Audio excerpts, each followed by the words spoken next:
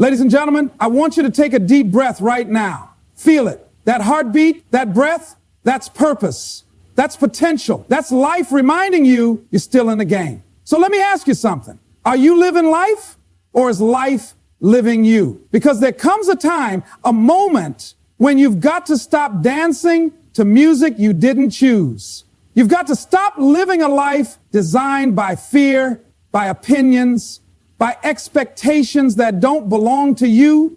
It's time to live life on your own terms, not theirs, yours. Let me tell you something. People will hand you their map, their dream, their plan for your life. And if you're not careful, you'll follow it and end up nowhere you ever wanted to go. You were not born to fit in. You were born to break the mold. You were born to write your own story, not just follow someone else's script. You were not created to settle, to shrink, to bow your head just to make other people comfortable. But hear me, it's not going to be easy. Living life on your own terms takes courage.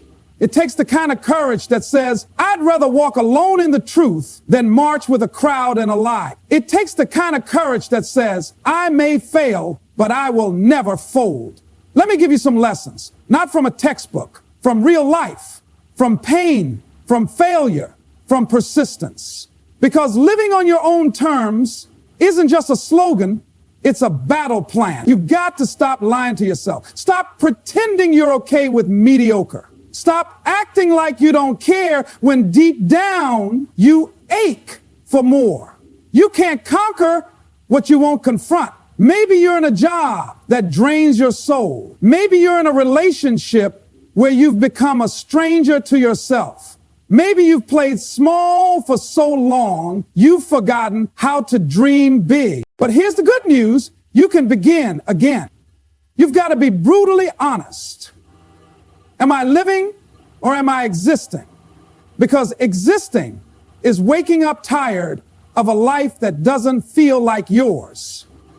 Living is waking up on fire, even when you don't have it all figured out. Because you know it's your path.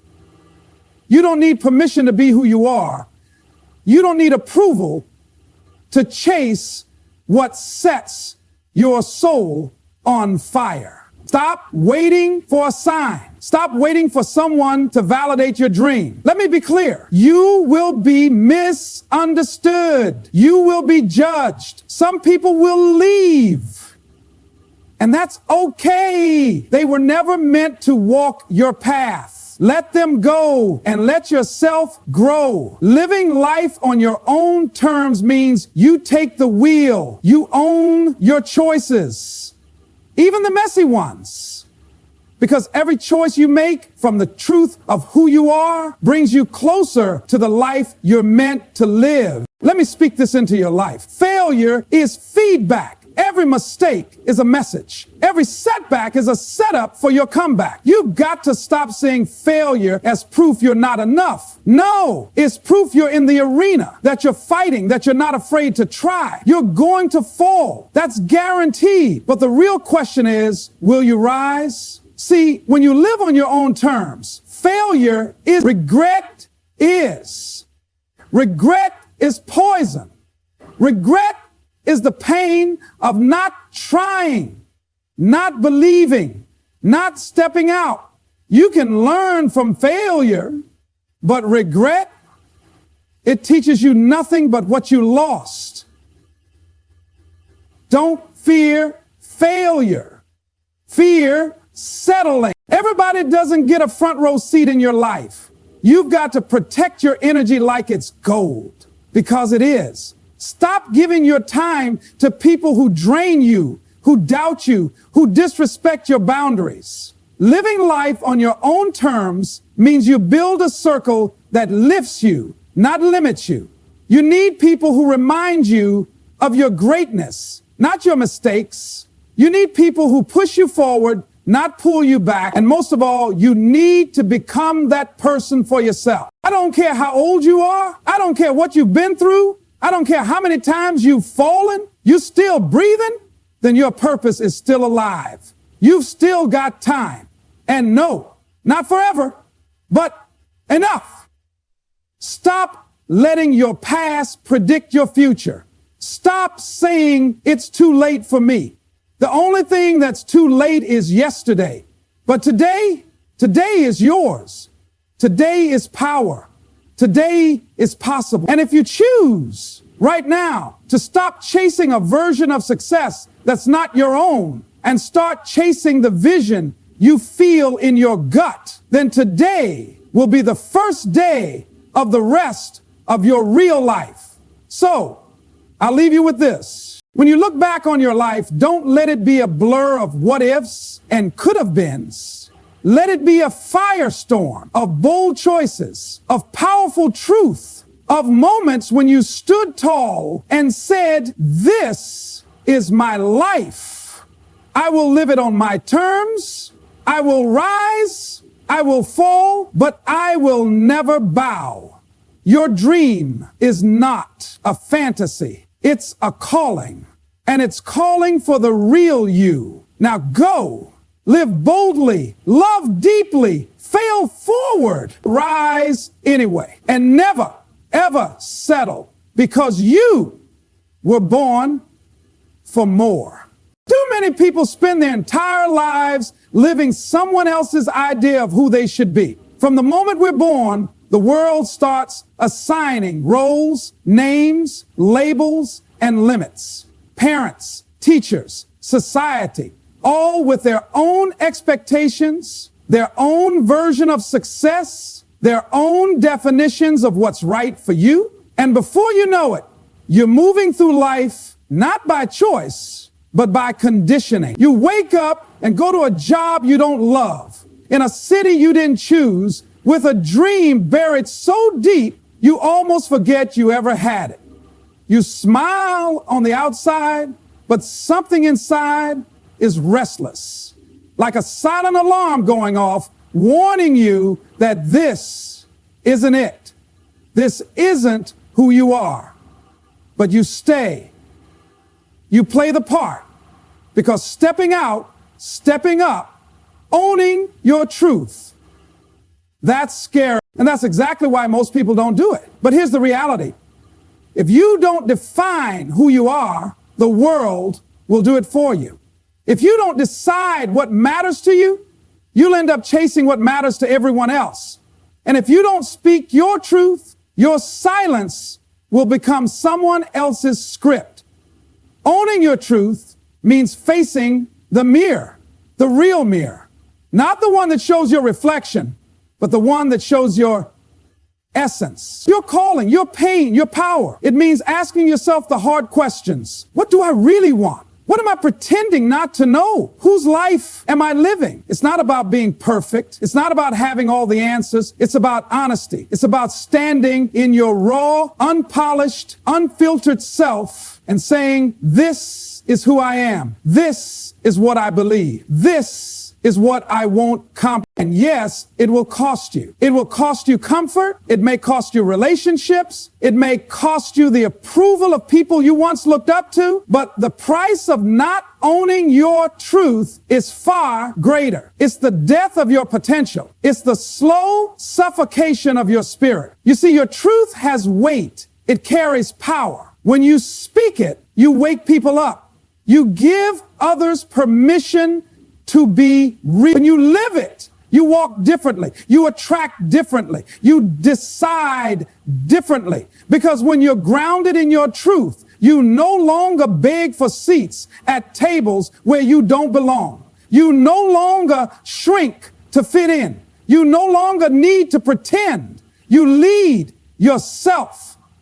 The truth is not always convenient. It's not always easy, but it's always yours. And the moment you claim it, everything changes. Your vision gets clearer, your boundaries get stronger, your steps get louder. You stop being a character in someone else's narrative, and you start being the author of your own. Most people live and die wearing masks, playing roles, surviving on autopilot. But not you, not anymore. Because once you taste the power of your own truth, once you stand in it without apology, you'll never go back to pretending again. Comfort feels good. It's warm, it's safe, it's predictable. It tells you, you're fine right here. No need to change, no need to stretch, just stay. And that's exactly why it's dangerous. Because while comfort keeps you safe, it also keeps you small. It whispers lies that sound like truth. Don't risk it. Don't stand out. Don't dream too big. What if you fail? But comfort never tells you the full story. It never tells you what you're missing by staying still. Greatness doesn't live in comfort zones. It lives in the unknown. It lives in the difficult conversations, in the early mornings and late nights, in the risks that scare you, in the decisions that stretch you. Every person who's ever done something extraordinary has walked through the fire of discomfort because they knew that safety doesn't produce growth. Pressure does. You don't grow when you're coasting. You don't evolve when you're surrounded by everything familiar. Growth happens when you say yes to things that make your hands shake and your heart race. It happens when you walk into rooms where you don't feel ready and stay until you are. It happens when you fall, fail, and still show up again. Discomfort is not your enemy. It's your signal that you're on the edge of something real. There is no breakthrough without breakdown. There is no strength without struggle. Every new level of your life will require a new version of you. And that version cannot be built in comfort. It has to be forged in resistance. If your dream doesn't challenge your current identity, it's not big enough. If your goals don't scare you a little, they're too small. And if your environment always feels easy, you're not growing. You're just surviving. Comfort is seductive. It convinces you to stay in jobs you've outgrown, relationships that no longer align, routines that drain your spirit. And the longer you stay, the more it convinces you that this is all you'll ever have. But deep down, you know better. You weren't made to settle. You weren't made to hide your fire just to fit in. You were made to evolve, to stretch, to rise. And rising never happens in comfort. The people who achieve greatness, not just success, not just applause, but deep soul-level greatness, are the ones who choose growth over ease. They choose pain with purpose over pleasure without meaning. They walk into storms, not because they love suffering, but because they know what's on the other side. Power, purpose, discomfort is the cost of elevation. Every time you feel resistance, fear, doubt, that's your cue, that's your opportunity. It means you're alive, it means you're moving. And the key is not to eliminate the discomfort, but to get stronger inside it, to stop running from it and start running with it, to train your mind to recognize it as a signpost, not a stop sign. Most people will choose comfort. That's why most people live average lives. But you're not most people. If you're chasing greatness, you have to make a decision. Will you choose the path of least resistance, or will you choose the path that leads to your higher self? Because comfort will give you ease in the moment, but it will rob you of the future you're capable of creating. Too many people are waiting for someone to approve their dream, waiting for the timing to be right, waiting for a sign, a nod, a green light from someone else. But here's the truth. Bold living doesn't come from waiting. It comes from deciding. No one is going to hand you a permission slip to be extraordinary. No one is going to tap you on the shoulder and say, now it's your turn to rise. That moment has to come from you. Living boldly is a choice you make in silence before the world ever sees the results. It's choosing to trust your gut when everyone around you doubts you. It's choosing to speak up when silence would be safer. It's choosing to walk a road with no map because you know in your soul that's where your truth is leading you. You don't need credentials. You don't need a crowd cheering for you. And you don't need to meet someone's definition of worthy. The only permission you need is your own. Bold living isn't loud or reckless. It's not about ego or attention. It's about courage. It's about saying yes to the life that calls you, even when it terrifies you. It's about doing the thing you know you're meant to do, even when the voice in your head says you're not ready. Because boldness isn't the absence of fear. It's moving forward with fear, knowing it doesn't get to be the driver. If you wait for perfect conditions, you'll wait forever. If you wait until you feel completely prepared, you'll never begin.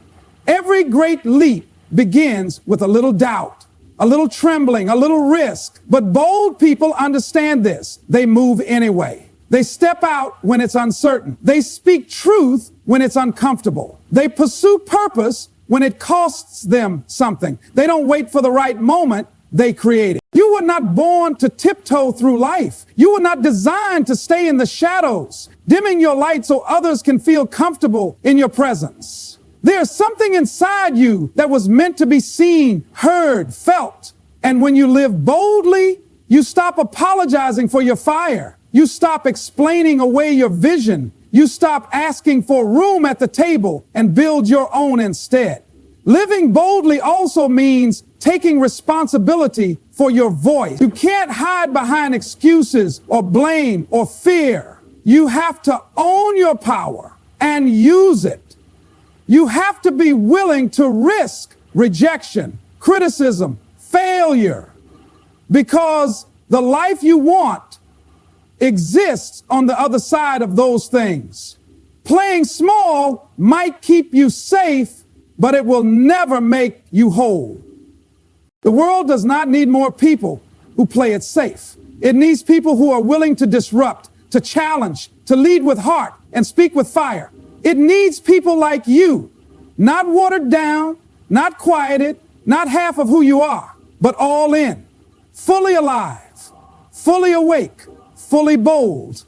You don't need permission to live that way. You just need to decide that you're no longer available for a life that doesn't reflect the truth of who you are. You need to decide that your purpose is greater than your fear, your calling is louder than your critics, and your time is now, not someday. Failure stings, yes. It knocks the wind out of you, tests your faith, and humbles your pride. But it teaches, it sharpens, it builds character. Every failure leaves behind lessons, experiences, growth.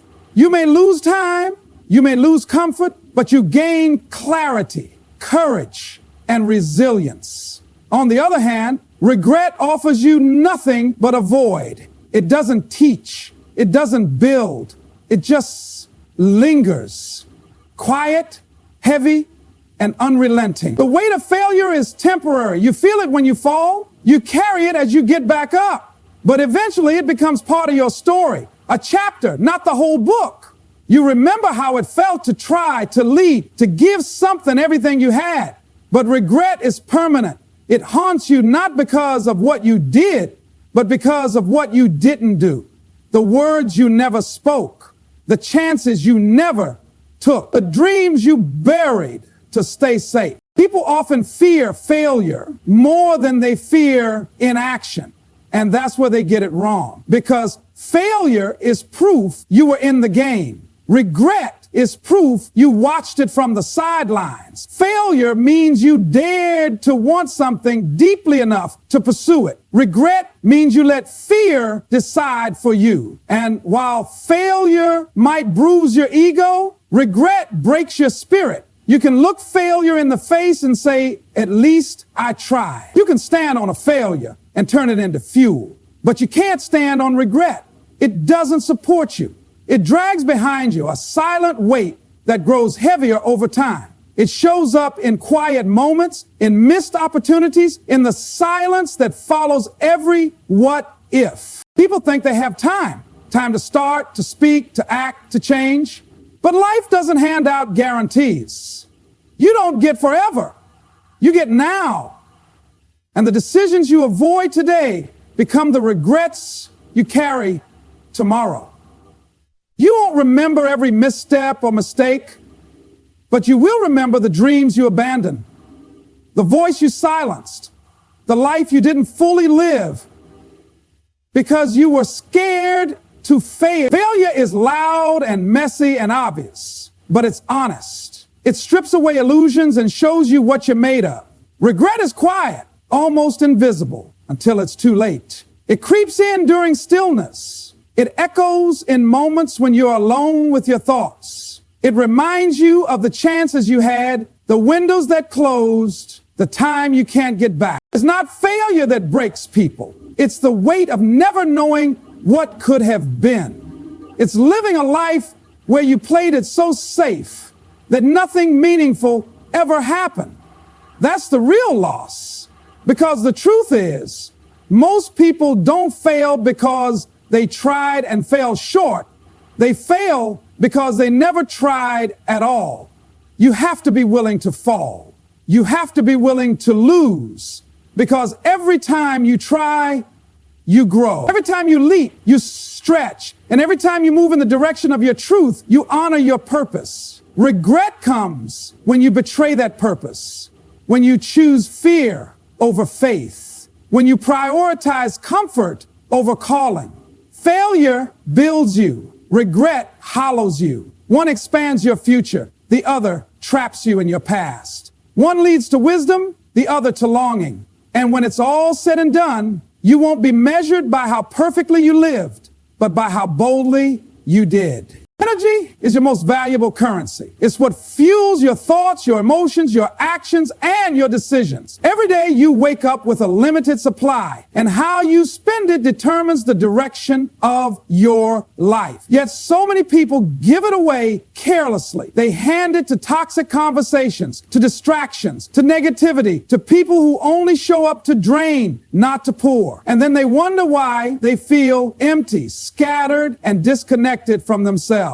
You can't become who you're meant to be if you're constantly exhausted by things that don't serve your growth. Every time you engage in something that doesn't align with your values, every time you say yes to something you should have said no to, you're trading your power for peace that doesn't last. Protecting your energy isn't selfish, it's necessary.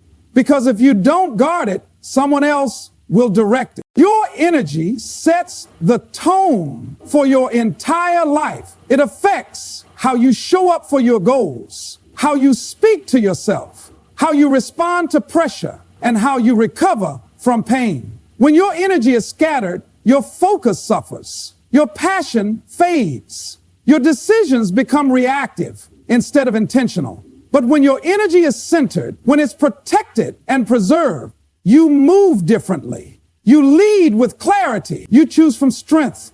You have to stop allowing everything and everyone to have access to you. Not everyone deserves your attention. Not every argument deserves your voice. Not every invitation deserves your presence. Your peace is expensive. Treat it that way. You need boundaries, not just for others, but for yourself. Boundaries around your time. Boundaries around your screen. Boundaries around your habits, because everything you allow into your space either feeds you or drains you. This world is loud. It's full of noise, designed to distract and divide. If you're not intentional, you'll absorb energy that isn't yours. You'll internalize anxiety that doesn't belong to you. You'll mirror frustration from people who haven't dealt with their own pain. You must stay rooted in your own frequency. Your mind, your body, your spirit, they are sacred ground. Not everyone gets to walk there. Protecting your energy also means protecting your thoughts. The way you speak to yourself matters. You can't live a powerful life with a powerless mindset. If your internal dialogue is full of doubt, guilt, fear, and judgment, then you're draining your own energy before the world even touches it. You have to train your mind to feed your purpose. You have to build an inner world so strong that nothing external can shake it. And sometimes protecting your energy means being alone. It means stepping back. It means saying no without apology. It means honoring your need for space, for silence, for stillness. Not because you're escaping, but because you're aligning. You're recharging. You're reconnecting with what actually matters to you, not what the world says should matter. There will always be people who want your attention without offering any value in return. There will always be noise competing for your focus. But your job is to filter, to discern, to decide what gets in and what stays out, because your energy drives your choices, and your choices create your reality. If you want to live fully, love deeply, and lead boldly, you have to stay full. You can't pour from an empty soul. Your dreams require energy. Your healing requires energy. Your growth, your discipline, your creativity, they all depend on how well you manage it. So if something costs your peace, it's too expensive. If it robs your joy, it's too costly. If it disconnects you from your purpose, it has no place in your space.